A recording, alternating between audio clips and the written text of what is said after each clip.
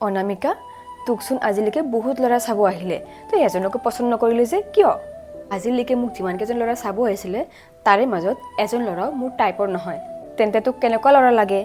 মোক এনেকুৱা ল'ৰা লাগে যাৰ চৰকাৰী চাকৰি আছে যি মাহত লাখ টকা ইনকাম কৰে যাৰ ডাঙৰ ঘৰ আছে গাড়ী আছে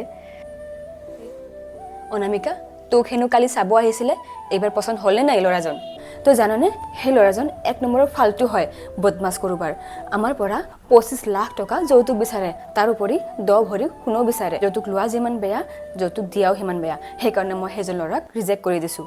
তইচোন ল'ৰা এজনৰ চৰকাৰী চাকৰি লাখ টকা ইনকাম কৰা ডাঙৰ ঘৰ ডাঙৰ গাড়ী থকা বিচাৰি ফুৰ